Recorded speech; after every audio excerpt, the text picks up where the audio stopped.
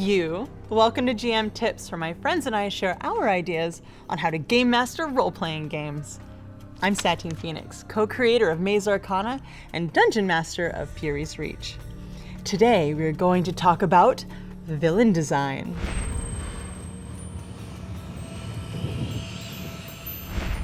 Every story needs conflict to satisfy basic player needs. One of the ways to do this is to introduce villains. A villain can be anyone from the bully in the training grounds to the overlord of an entire nation or a council in a city. I'm not talking about the occasional fight your party gets in. I'm talking the NPCs that really make a lasting and ongoing impact in the lives of your adventurers. Tip number 1, goals. Much like your players, your villains will also have their own set of needs and goals. Where does your villain come from? What was their upbringing like? What do they need in order to be happy? Is it vengeance? Is it chaos? Your villain needs something. Is it to get their brother back? Maybe an old woman tells them the only way to get what they want is by sacrificing all the children in the 3 villages surrounding a city. Why would someone need their sibling back bad enough to do such a horrendous deed? The answer could be as simple as abandonment issues, to as complex as he's the only person in the nation who can cure the insert deadly virus name. And of course, the gathering of the components for this could be the destruction of something else. Tip number 2, not actually evil. When you think of a villain, you might envision an evil character with a wily mustache and top hat, with a penchant for tying damsels to train tracks.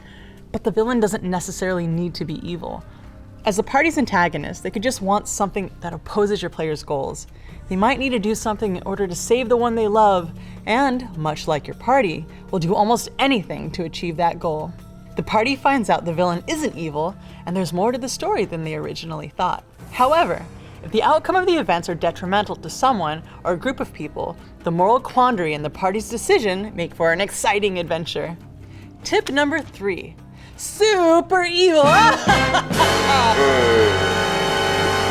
Some villains are just born absolutely evil, but that doesn't mean they don't have needs, or want to fall in love, or feel sad about something someone did or said.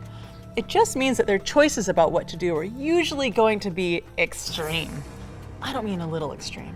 I'm talking adult-sized temper tantrum with narcissistic and sociopathic tendencies extreme. The if I can't have you, no one can type of villain decisions. Figure out their needs. How can they achieve them? The more intense answer leads to a really fun supervillain character. Tip number 4, grow with your party. As your party levels, so do your villains. Time passes as your players make choices, and those choices have consequences. If your villain is aware of the party, have your villain evolve and react to the choice your players make. If the villain isn't aware of the party, keep a log of how your major villains change themselves or the world around them after each session. Tip number 5, untouchable until the party is ready. Your villain could be so powerful that he's only spoken of as legend. You can have your party help those who have been directly hurt or impacted by him experiencing his wrath. Or maybe the party enters the end of a long battle where the villain has won and they see firsthand the power she wields. Or only allowing the party to encounter said villain when they feel they're ready, even if they're not and in a total TPK. My point is, your villain can be so bad that you don't even place him in the same area as your party until the party's reached a certain level and won't instantly get decimated. They can spend months working up the line from a set of mercenaries hired by a general of the villain's army, to encountering the general, then to the villain's second in command, their bodyguards, and then, one day, the villain. I could roll on, but instead, let's discuss this with fellow Arcanite, Peter from Tommy Wiseau's The Room, Kyle Vogt. How's it going? This is Kyle. Hi. Hi, welcome to the show. Yay. So you're here because you ran a game for 18 years. Still running. That's crazy. Yeah. So that is officially the longest game that I've heard of. Oh? Yeah, you beat out TJ Storms. Okay. Yeah, I think that was like 15 Talk to years. Frank. I think Frank's got one that's in the 30s. Oh, Frank Metzer? Yeah. Yeah. Yeah. We'll get him on later. Yeah, get him on later. So we're talking villains, bad guys. Your story was interesting. Why don't you explain a little bit about the length of your story and how you introduced the characters, the villains? Well, the characters were starting in a small town, and they were medieval, but they were martial artists, and they belonged to different schools. The setting was an old empire that existed had fallen away, and they were left into the Dark Ages and had just climbed their way out after a number of wars. So these characters knew of this emperor who used to run everything and had disappeared.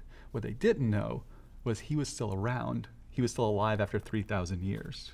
That's a lot of years. Yeah. So their initial fights were more local. So they were dealing with other martial artist schools that didn't like each other, kind of thing. Oh, cool. So how did you specifically introduce the idea of the Jade Emperor? It was a legend. They asked about the history, and the history of the world described that it had been this idyllic sort of empire before that had fallen into disrepair, sort of like the Roman Empire, but instead it was Chinese. And they were just dealing with the fact that they were peons within this world and were struggling against the oppression.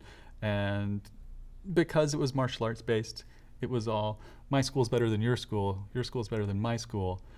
But the first thing that happened was a new school rolled into town and told everybody they all sucked. So that was your first set of villains. The first antagonist was the leader of the martial arts school called the Rolling Thunder. Cool. Talk about the different stages of bad guys throughout the 18 years. They started with that school. They eventually fought that bad guy who was still hanging around. After they got notoriety within the city didn't like them causing so much trouble. They were sent out to deal with things by the city council, which was all women. The women had taken over because the men just kept causing wars. Well, you know. And then they were being opposed by the council, who controlled magic and wanted to get rid of these threats to their control. Eventually, after that, they realized during their adventures out in the wild, they opened up new secrets to these new martial arts, which let them access these temples. So they had to go and unlock all these temples. And there were guardians at each of the temples that they had to fight. And each one was sort of elemental themed with the 7 elementals of the world of air, earth, fire, water, metal, light, and dark. So they had to fight each one of those. Of course, as they're doing this, they're getting the attention of the Celestial Emperor, the Jade Emperor, who starts sending his minions to find out what's going on. So they start bumping into the general who he sent over, and then the governor. And then as they're on their adventures, they bump into other things, like they go into the astral world and end up fighting the Lich Queen that lived there that was hiding from her brother, the Emperor. And then after they got through that, they were trying to go to the east to find this Emperor. And then they bump into his brother, who's hiding underground from the Emperor, and they have to fight through him. And then they have to go through even more servants and more fighters. The Emperor just keeps sending more and more troops to try to stop them. And they're at the point now where, as we continue the story, they're getting close to fighting the final battle. Oh, man. So basically, your characters have earned their way through each bad guy, each boss battle. So they, and in that way, they also level with the different levels of the bad guys. Mm-hmm. Yeah, as they increase in power, increase in skills, the new bad guys are more powerful, and they have to make sure that they're able to defeat them. And it's kind of tricky. The problem being is they never know how bad the bad guys are going to be until they fight them. So it sounds like you kind of planned this out ahead of time. I had an overarching story. You have to fudge things as it go. I mean, characters make choices you can't expect.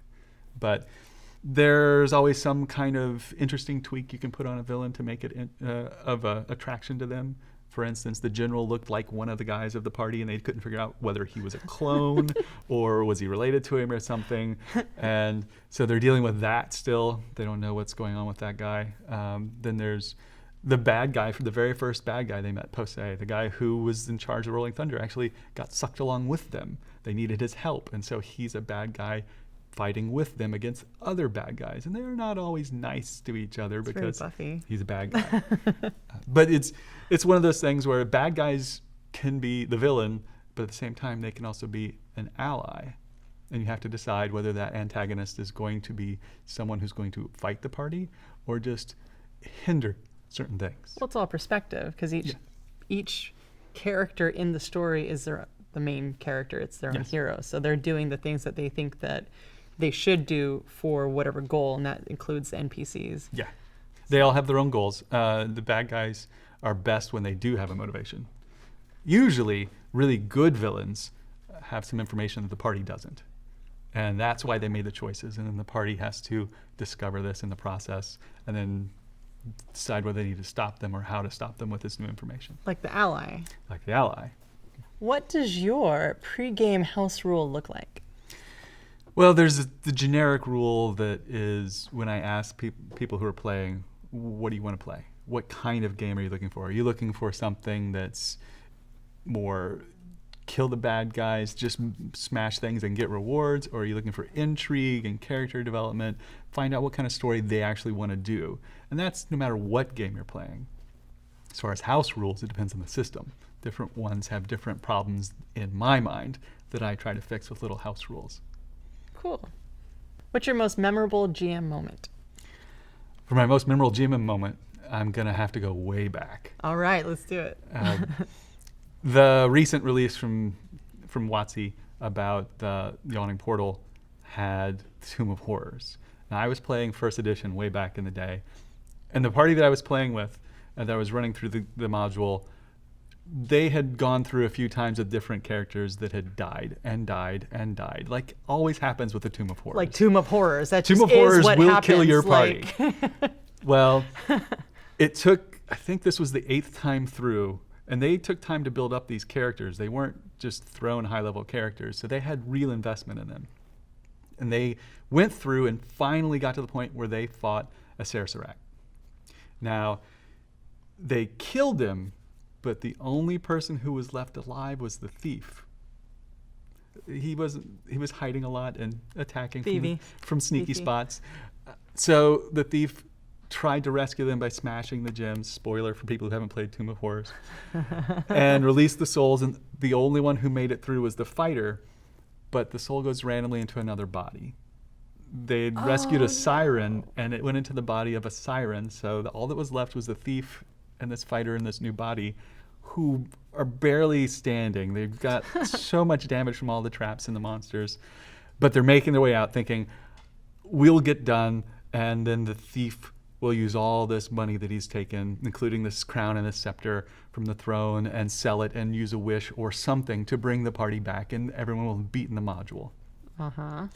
They made it out of the tomb, but they didn't realize in first edition, this crown and this scepter are cursed, and as soon as you take it out of the dungeon, it summons up a couple of demons and attack the party and kill them as they escape from the module. Oh man, they're so close. So close. They were so happy for beating this demi-lich that had killed so many of their parties. They were like, yes, we finally beat them, and then they get killed. They got greedy. Well, it's a thiefy. They got thiefy. First edition D&D, it's all about the greed. That's true. One tip for the audience, GM tip if you please. One tip that I say, read anything, watch anything, listen to as many stories as you can. You can take any of those bits and pieces that you like and stick it in your story and make what you want to play. That's the source of every good writer, is all the other stuff they've ever been exposed to. That's a good GM tip, but the player tip is bring food for your GM. They're putting a lot of time into this and spend a lot of money on their stuff, so be nice and feed them. We call Kyle our cookie forge. He plays a war forge in Maze Arcana, and he always, every single time, bakes these amazing ooey gooey butter cakes and brookies and all the stuff. Totally worth it. Be nice. That's our show for today. Don't forget to ask your GM tip questions in the comments and on Twitter at #AskSatine. Thank you, Kyle, for joining us. Thanks for having me. You can find Kyle Vogt on Twitter at Kyle Vogt, me at Satine Phoenix, and you can find us both every Sunday on twitch.tv/MazeArcana and this summer on Fury's Reach, where Rudy and I Dungeon Master Kyle and 8 of our friends on twitch.tv/DND. Thanks for hanging out with us here at Geek and Sundry. Without further ado, Kyle, GM us out of here. So after a long day of hard work, you finally get a chance to relax. But something's wrong. There's a niggling little emptiness in you. Something on the edge you haven't eaten. You're hungry, but what are you gonna eat? And all of a sudden, like the picture of the Holy Grail, you see a bowl of ramen. Steaming and delicious, but where are you gonna go? How are you going to get there? What are you gonna get? Well, time to go on a food quest and find out. Let's see what happens. Come back next week and see if she makes it.